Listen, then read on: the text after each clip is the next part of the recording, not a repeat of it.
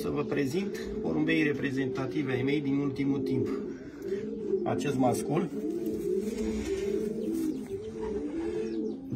263 la sfârșit, deci de 2018, are locul 1 pe zona Olteniei, palmares Izum, 2.60.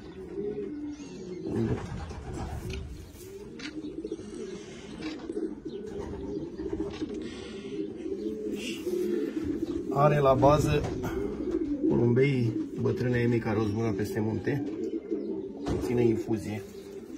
Un porumbel de excepție, a luat locul 1 Tomac în 2019 din 5.000 de porumbei, plus amândouă izumurile de un punct și ceva penalizare.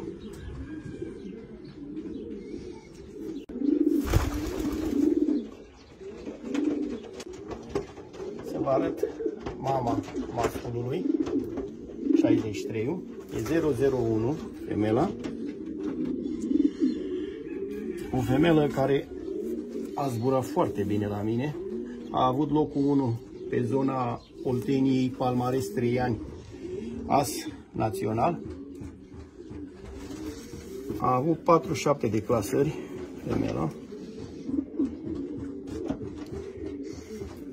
O femelă foarte, foarte frumoasă. Soră cu campionul național din 2016, as național, de mamă.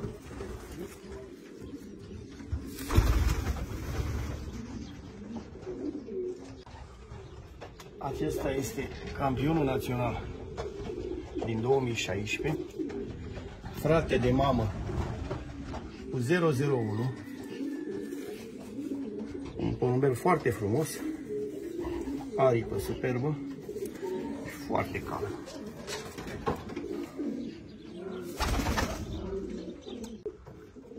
Iar acum să vă prezint regina crescătoriei, femelă superbă, mama campionului național din 2016, mama 001, mama locul 3, Tartu pe zona 4, o femelă superbă, ea fiind scoasă din sora celebrii 17, care 17 a zburat și pe Croația, și Polonia, și Ucraina și a făcut rezultate de top, inclusiv la Torun. A venit prima. Aștia nu sare departe, deci această femeie n-a zburat afară, el are producție și a reprodus pui foarte, foarte bun. Și văd că și nepoții să duc mai departe. Deci cu mai mulți masculi. Nu contează masculul.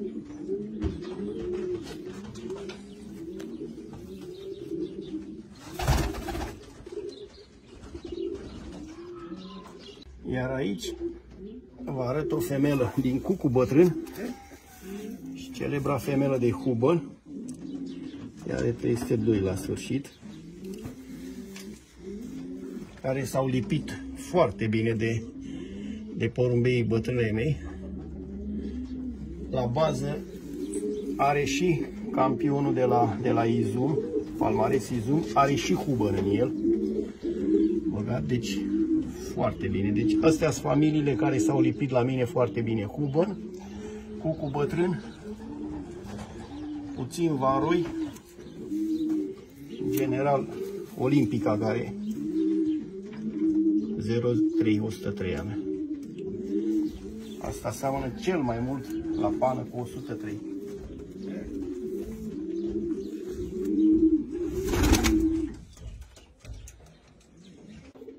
Iar acum să vă prezint celebra cucă 60-40 la sfârșit, care a clasat 6 maratoane într-un an. Direct fică din cucu bătrân și o femelă de varoi. O femelă extraordinară.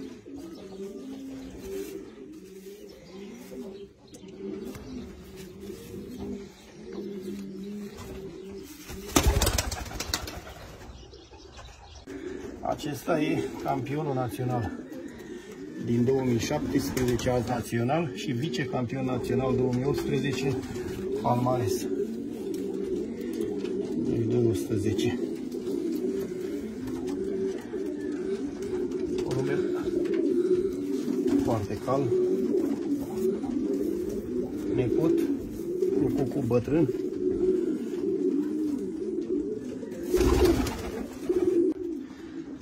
Aceasta e femela 67 la sfârșit, care a câștigat în 2020 Carol I, porumbelul anului. O femelă micuță și foarte calmă. În final, dragi colegi, vă urez un an bun și multe împliniri în sportul columbofil. Numai bine!